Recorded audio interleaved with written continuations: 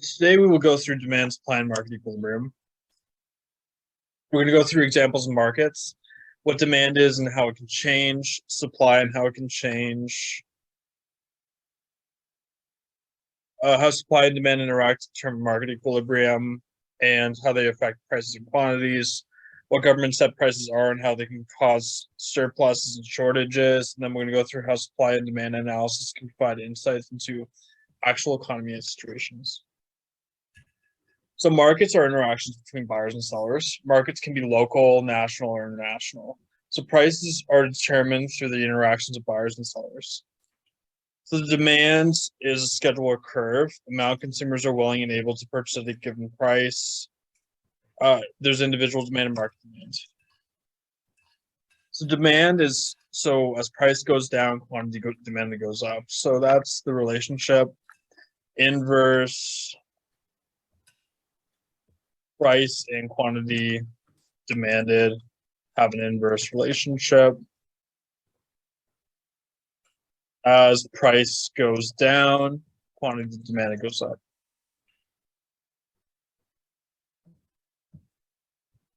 Law of demand, the negative or inverse relationship between price and quantity demanded.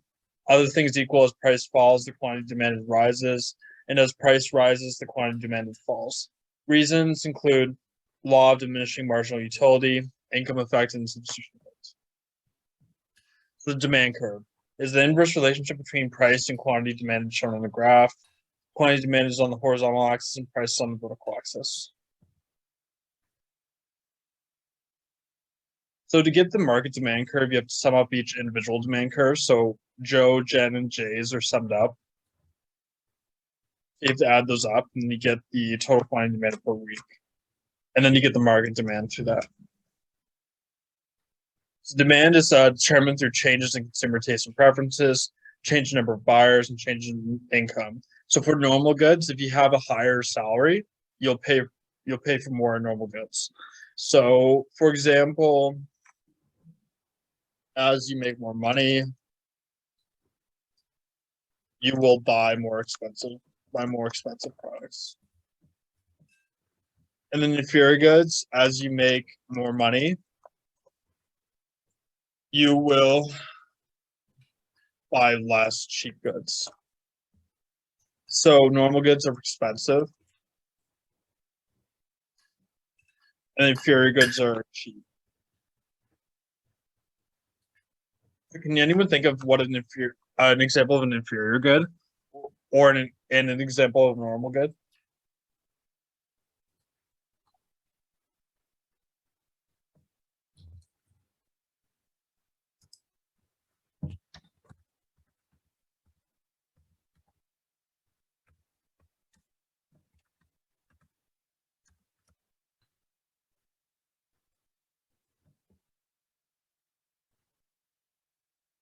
That's good. Yeah, that's great. So cheaper cloth would be inferior, brand name cloth would be normal. So that's great. Yeah, produce. Yeah, great examples, Jerry. That's great. Great, excellent job. So then complements and substitutes. So for that, if the price of ketchup goes up, the quantity demanded of mustard will go down, because more expensive to buy ketchup, and people usually buy ketchup and mustard together. So it makes sense. So like people will buy less ketchup and then they'll buy less mustard because they usually buy them together. And then substitutes. So like if the price of Chevrolet, like how about of Chevy cars goes up, people will have a lower quantity demanded of Chevy cars, and then a higher quantity demanded for other cars. Yeah, so they'll pay for other cars instead at a higher rate because Chevy became more expensive. They'll pick the cheaper ones.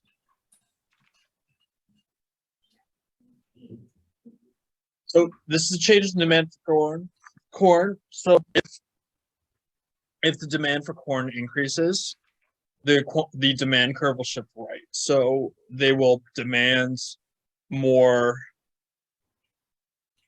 more bushels basically. Changes in buyer tastes. An example of that is physical fitness rises in popularity, increasing the demand for jogging shoes and bicycles. Cell phone popularity rises, reducing demand for landline phones. And then changing the number of buyers. Would example of that would be a decline in the birth rate, reduces demand for children's toys. A change in income.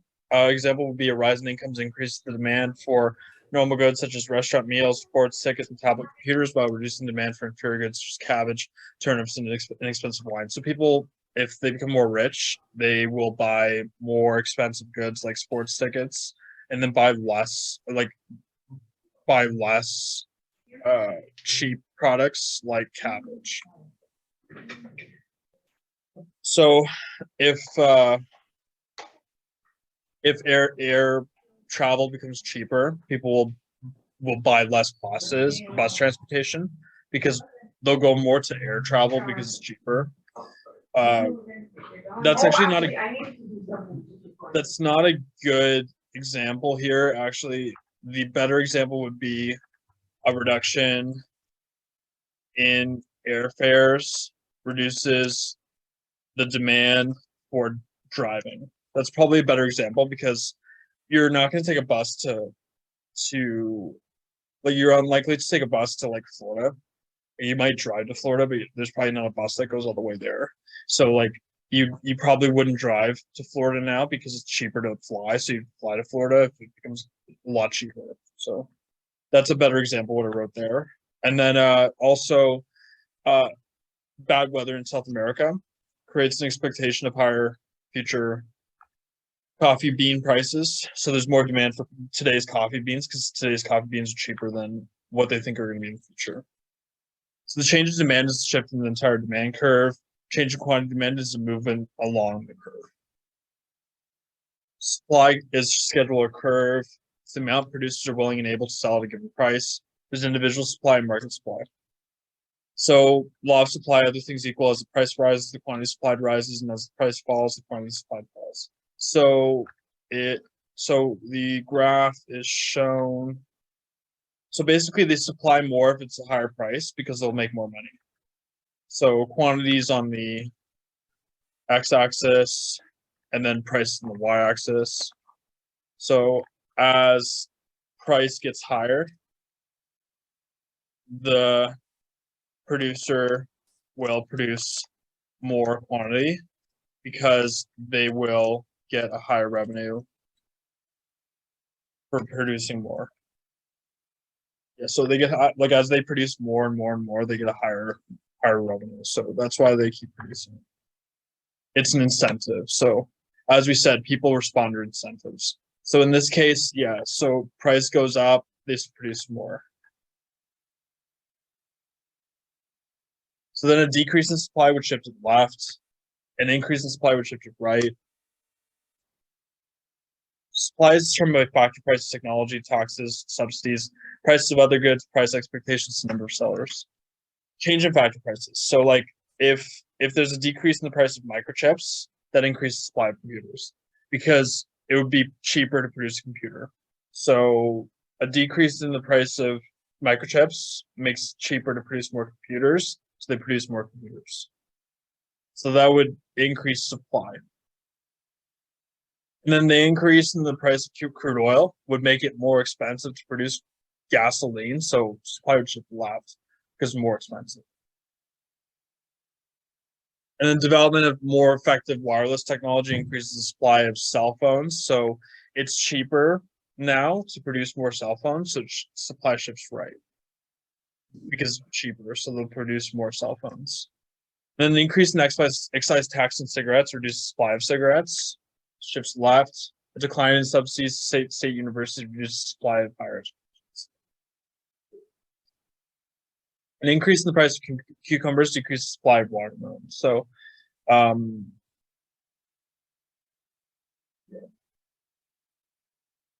then there's others here. So So then so equilibrium is where we want to be. It's where demand curve and supply curve intersect. That's where it's most efficient. So we want to be here. So this is the best place where we want to be. So here, this is where everything's maximized basically. If we're here at this point, it's efficient. Economy is operating at its max level. And then surplus is when you go above when you're here, this is surplus. And then this is shortage. So yeah, surplus is when surplus is when supply is greater than demand. They are producing too much. And then shortage is when demand is greater than supply. They are producing too little.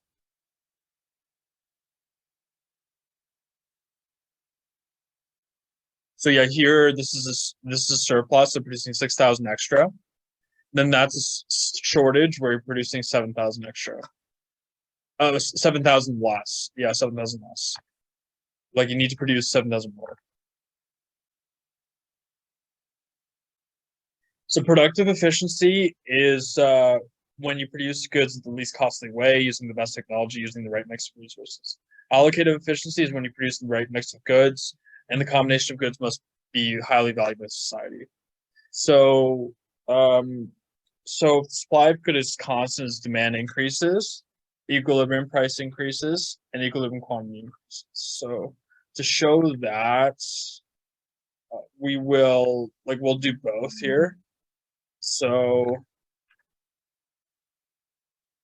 in this case, label this curve. So this is what would happen for the top one. So what would happen is shifts right, equilibrium price increases, equilibrium quantity increases, and then for the bottom, it would just be like this. So it'd be like that. It's a D bottom here. Equilibrium price decreases, equilibrium quantity decreases.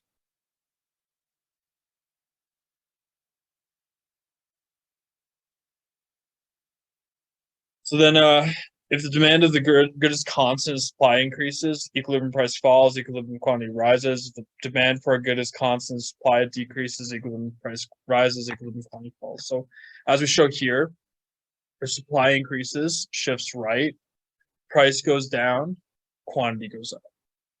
So quantity is on the horizontal. So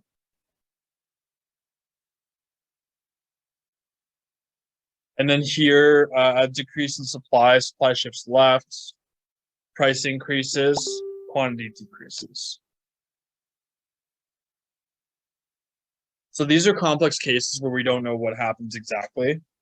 So in this case, if supply increases and demand decreases, price would decrease, but we don't know what happens to quantity. And then if supply decreases and demand increases, we know price increases, but quantity, we don't know what happens. And then if supply increases, demand increases, we don't know what happens to price, but we know quantity increases. If supply decreases and demand decreases, we don't know what happens to price, but we know that the quantity decreases. So price ceiling is the maximum legal price a seller may be charged for product or service rent control. So, for example, rent control, it causes shortage in the market, but it makes it more expensive it makes it more cheaper for people to rent. So like it's like this basically. So it sets a legal maximum in the market. So this would be rent control here. Rent control. Where the price is set legally lower than equilibrium to make it cheaper for renters. But it causes a shortage.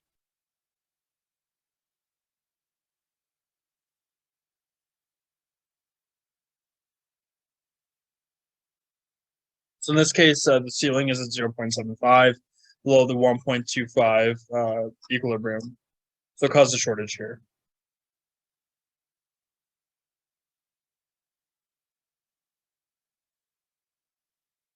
The price floors are minimum price fixed by the government to support some agriculture products, so they incur minimum wages. So they do this with minimum wage, and they do this with milk in Canada. So they do this with both of those. So I'll show you the minimum wage one.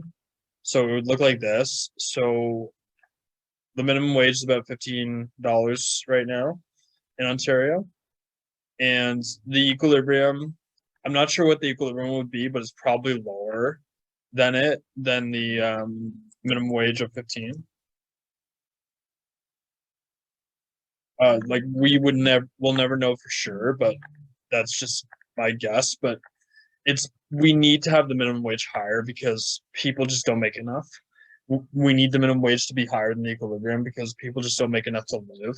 It's, in my opinion, I think it should be a lot higher than 15 because the cost of living is just so high. So yeah, in this case, like for milk, this is a good example for milk. So like, let's say milk is at $4. That's about what it is right now for a bag of milk.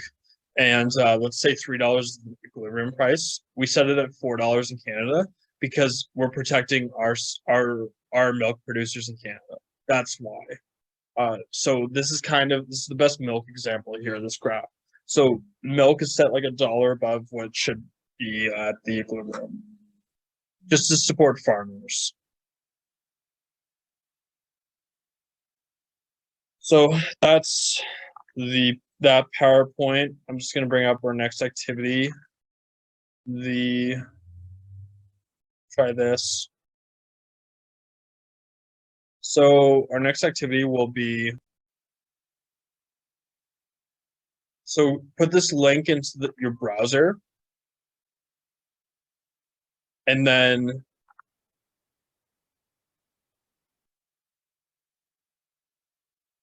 put this link into your browser and hit go.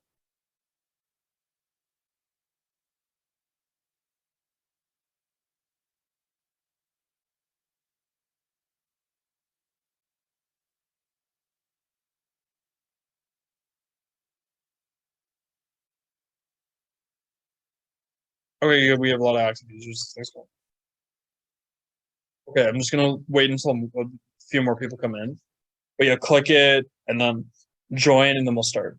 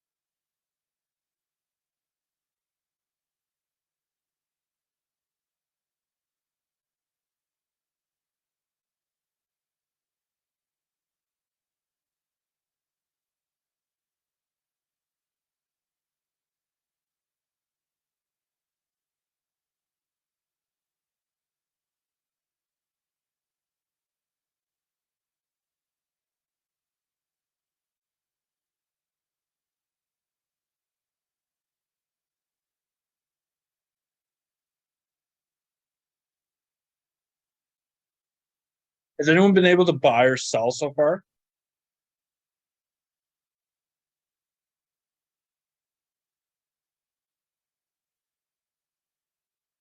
I think we'll try the next round.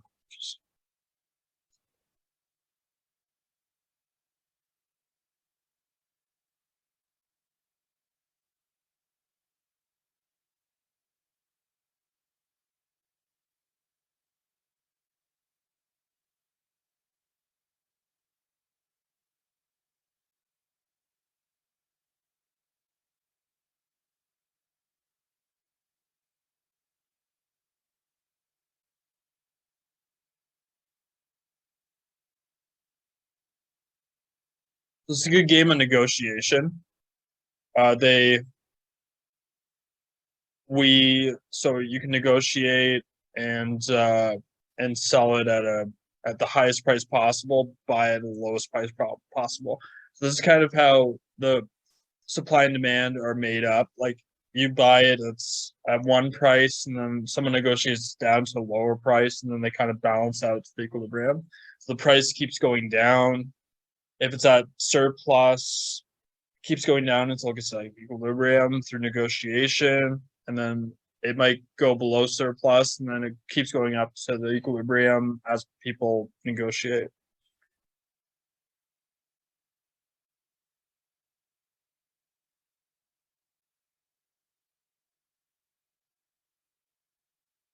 Oh, sorry about that, Jerry.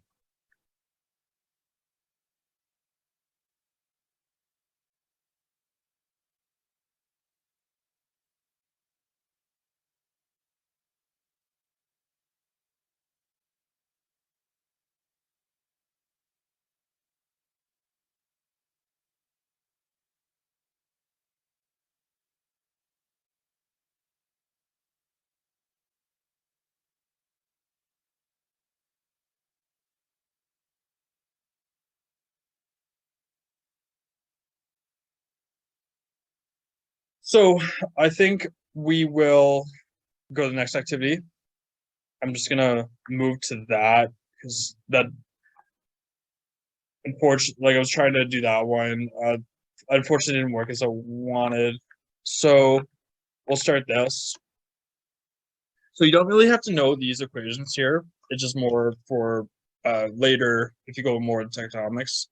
So demand, there's a inverse relationship between price and quantity demanded, and a positive relationship between price and quantity supplied.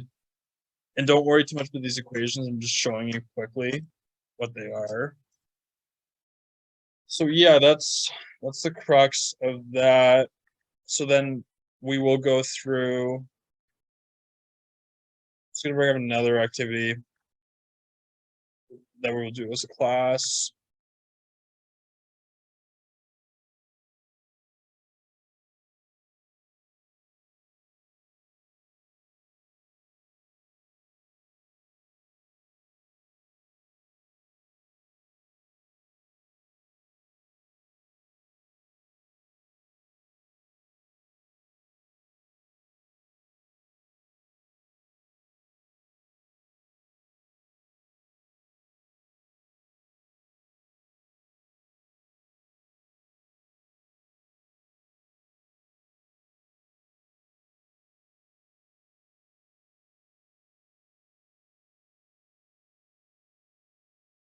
Okay, so we'll do this one.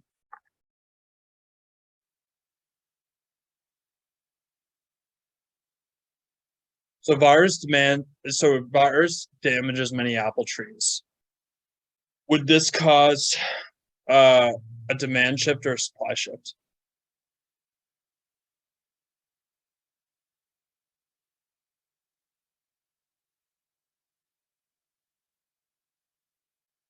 Yes, exactly.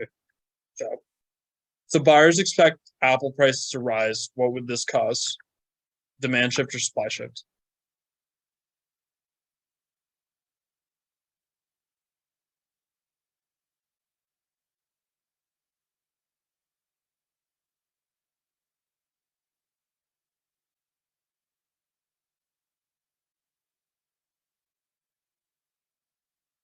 So Sales of apple price pies rise. What would that cause? Demand or supply shifts?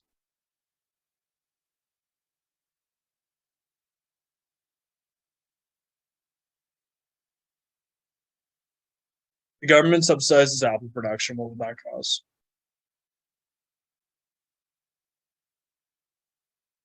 That's great. Consumer incomes rise. What would that cause?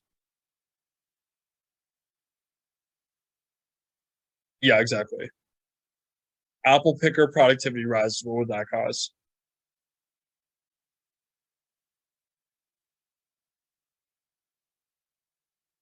Excellent. Wages rise for apple pickers. What would that cause?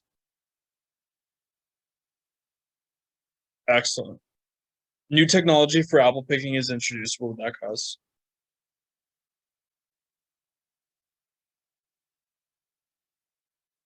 Excellent.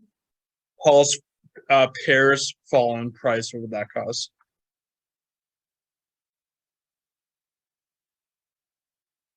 Excellent. New health benefits for apples are announced. What would that cause? Excellent. That's great. Great job, everybody. Perfect. Excellent. Everybody did a great job. That's great. So we'll try this game on sustainability. So I'll just start. So increase profits by buying commodities at one price and selling at a higher price. To optimize your profits, sell when demand is high. Rising and falling demand is indicated by green and red arrows. To buy and sell, tap one of the commodities and select the amount. Also, this window shows statistical information on the commodity itself. The market is the price at which you would sell the commodity. Wholesale is the price at which you would buy the commodity. Average cost basis for the units you own. Selling at a market price above your average cost earns you profits.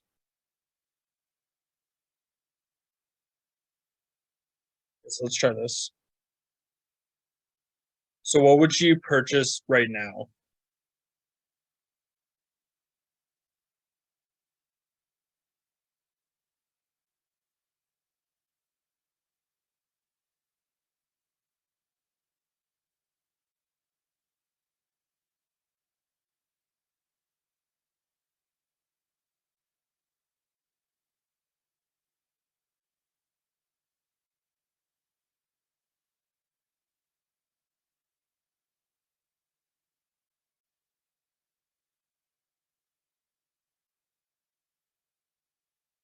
Okay, let's purchase fish and dates. Okay.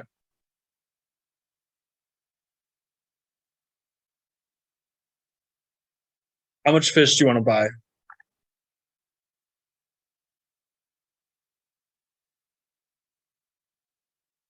Sure. Then what do you want to buy next? Bread is high demand right now. What else would you want to what would you want to buy?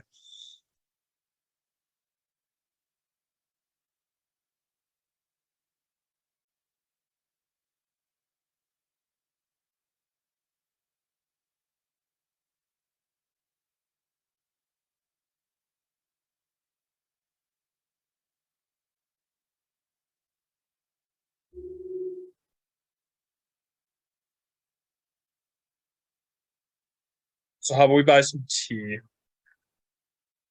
Maybe like 5 years of tea because it's got a high demand right now. So buy some tea. Yeah, beans. That's good. Yeah, good point on that. So how much beans do you want to buy? Two.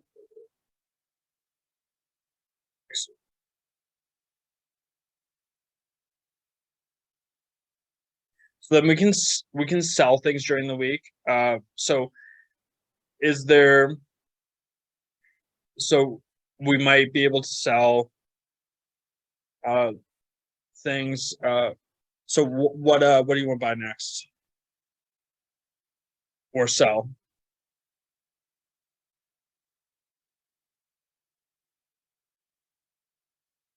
Sell tea. Okay, all of it or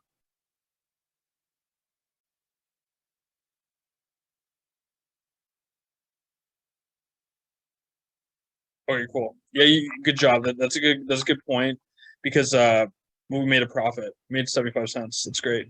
Great work on that one. So we can apply this to the stock market. If you want to, like, you can open a brokerage account with a bank, and you could apply, like, brokerage works a lot like this. But in order to lock in your profits, the key is to do limit orders. So I'll talk about that after we're done this here. I'll talk about limit orders. So this is kind of a good introduction to stock market investing. So what do you want to do next? What do you want to buy? What do you want to sell?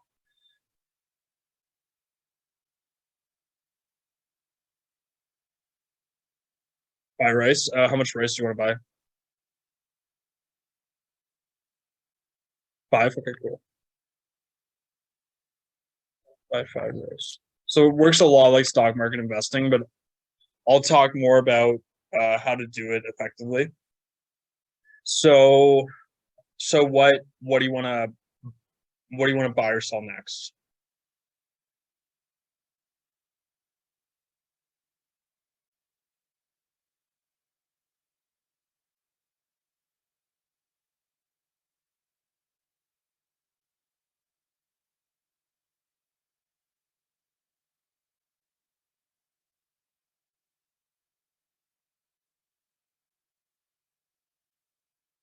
So we bought fish at $3.28. So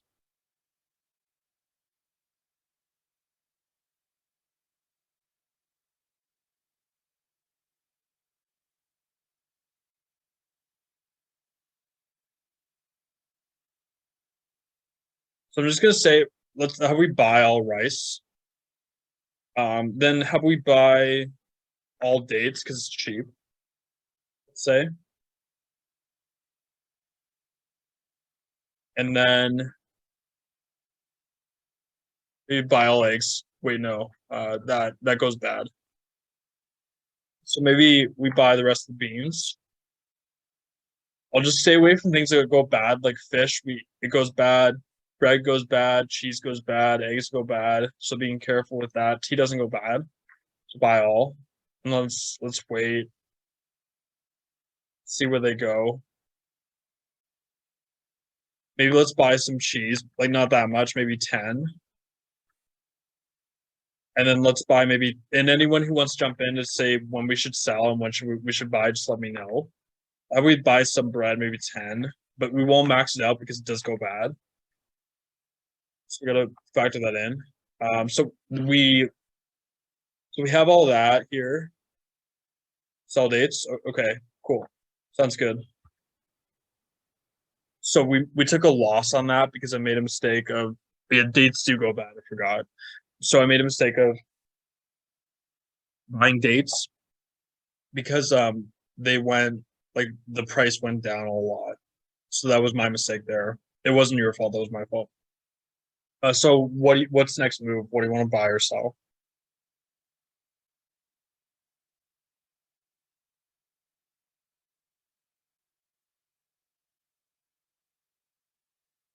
Since we were getting to the end, I will sell all those. Sell all those. Let's sell everything, just because uh we're about to hit the end. So let's just sell everything. So we made 26.70 in net profit. So we did pretty well. So this is a pretty good game on investing. I'll put in the chat. So good job, everybody. Excellent investing moves. So what I'll do is I'll bring up the, just give me 1 second. I'm just gonna check. So that's a good introduction to stock market investing. So I'm just going to bring up the article I wrote about limit orders.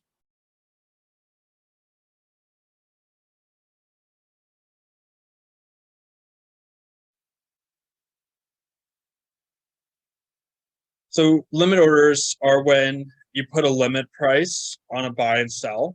So it limits your trade so you don't lose any money. So it locks in a price. So therefore you could only buy to the maximum price of 27.90. It is guaranteed you will pay more. You will not pay more than 27.90. This is key because you will protect yourself from the price going up a lot.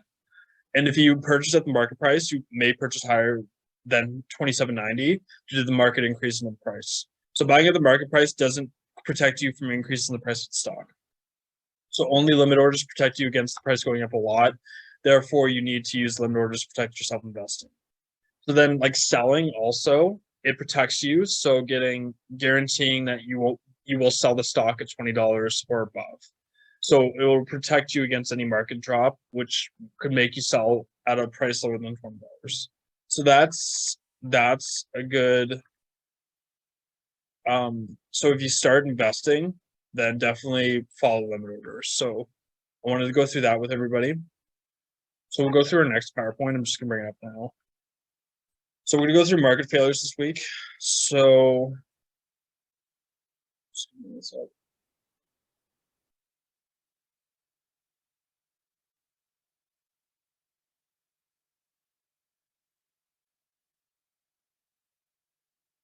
So consumer surplus is the difference between what a consumer is willing to pay for a good and what the consumer actually pays. So there's an extra benefit from paying less than the maximum price.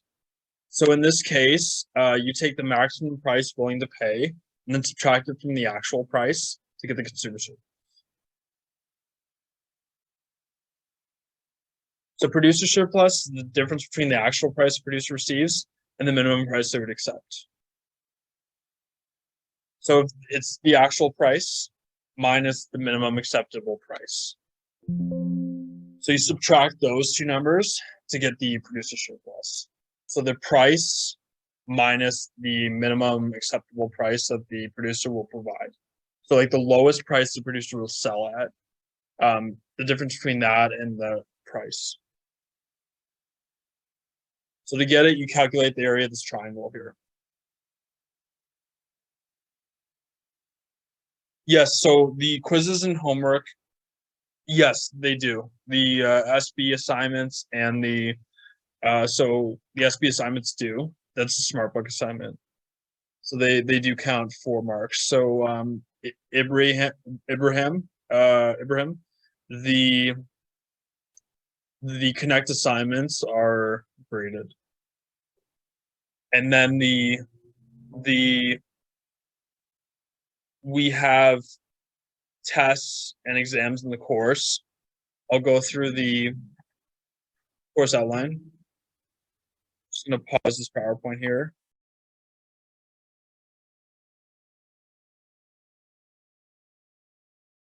So I'm just gonna put this up here. So we'll have a unit test number 1. So like we have a unit test, discussion board, online quizzes, the LS labs on Connect, midterm tests, unit test 2, 5 online labs, final exam. So each week will be a chapter on Connect. So you do chapter 1 for week 1, chapter 2 for week 2 this week, chapter 3 for week 3, and then test 1 will be week 4, and that's on chapters 1 to 3. Discussion board will be week 5. Midterm will be week 7. Then test 2 will be week 10. Final exam will be week 14. So that's the. So because I went through the Blackboard, I couldn't find any session that has quizzes and assignments. So the assignments are posted on Connect, but yeah, the assignments are on Connect. And then the test will be available on the weeks that the test is taking place. Okay. So the slides, I can post the whole. I'll post all the slides right now. So every slide will be included, even the ones that we haven't gone through yet. So I'll just post it right now.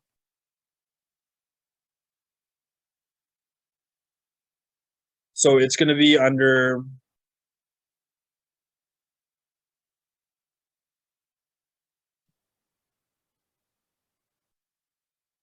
Just got to make sure.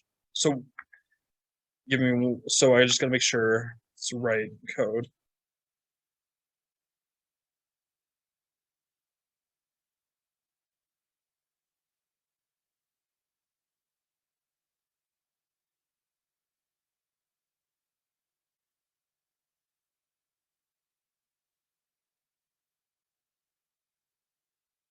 So yeah, I'm just gonna post it right now, and then everyone will be able to access it.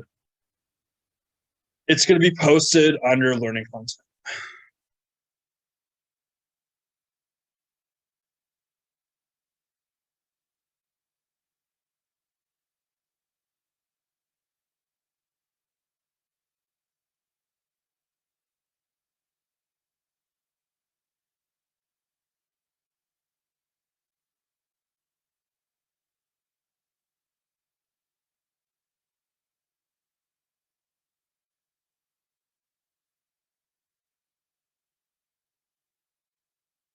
Yeah, so the assignments on Connect, they will all be due on December 7th.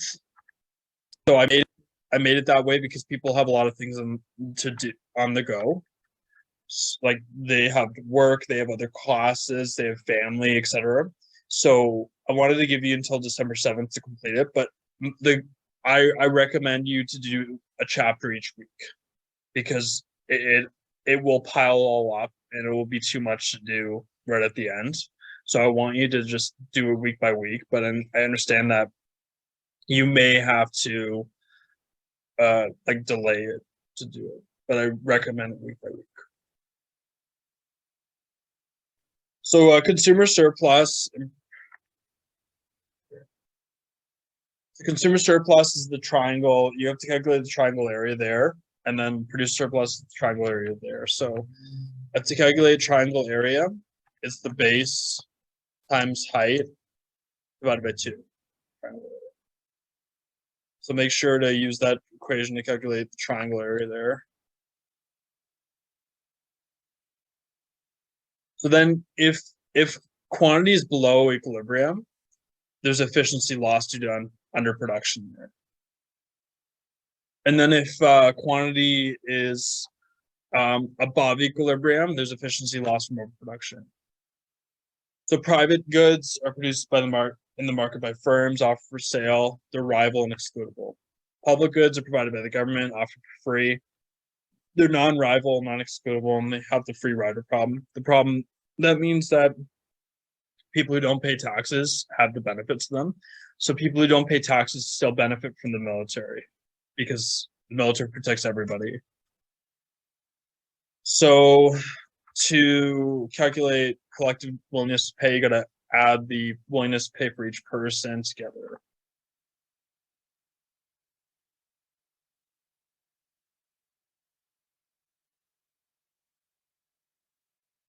So net benefit is when you do total benefit minus total cost. And then you want to have it as marginal benefit equals marginal cost, and that'll lead to efficiency. So in this case, we can't get marginal benefit exactly equal to marginal cost, but it's the closest it can get. So this is most efficient. So 4-lane highways are most efficient because marginal benefit and marginal costs are almost equal.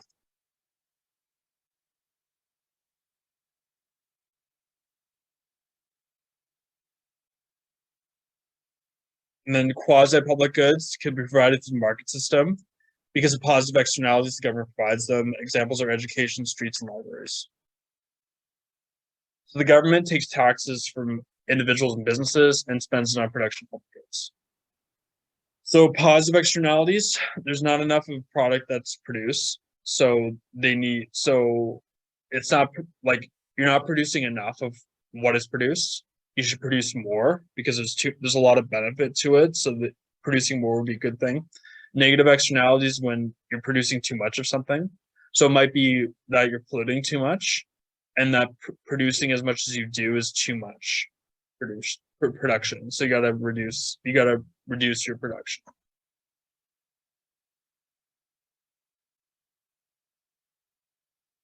So government can correct negative externalities through taxation. So they do that through carbon tax. So carbon tax is used to stop a lot of the pollution, and that is used to bring pollution down to more of a efficient level. And then positive externalities are corrected through subsidies. So, for example, they subsidize public transit because it would be underproduced in the private market, so they have to subsidize it to make it produce more. Because if it's not subsidized, it won't be produced as much as we need.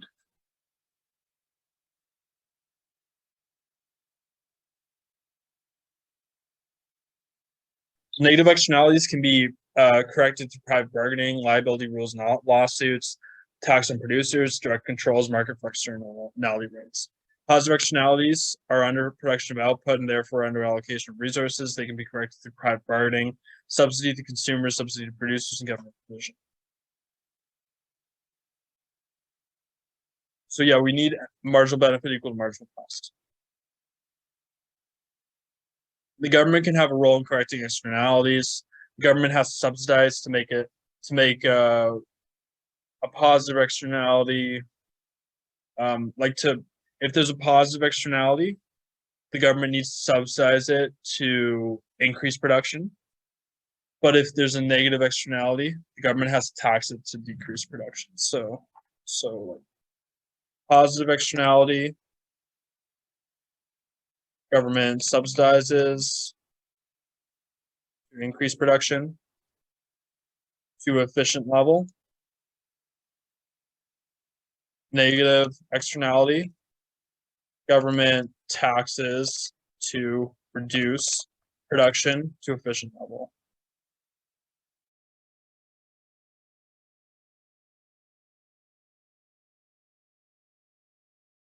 I will bring up the next activity. Preparing T20.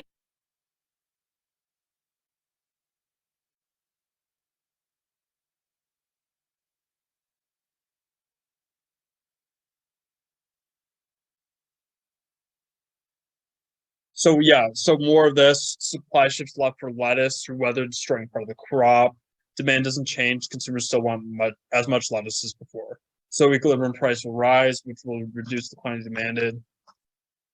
So in this case, yeah, that's what happens. If weather destroys the crop, supply shifts left. And then exchange rates, if the dollar price of €1 goes up, the demand will go up.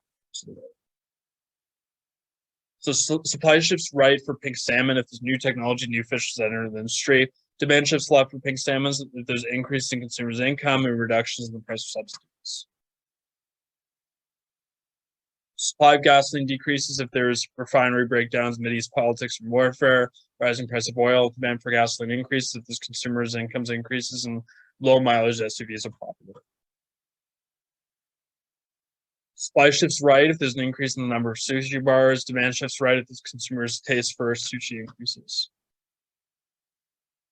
These are all available in the PowerPoint folder as well, if you want to review them after.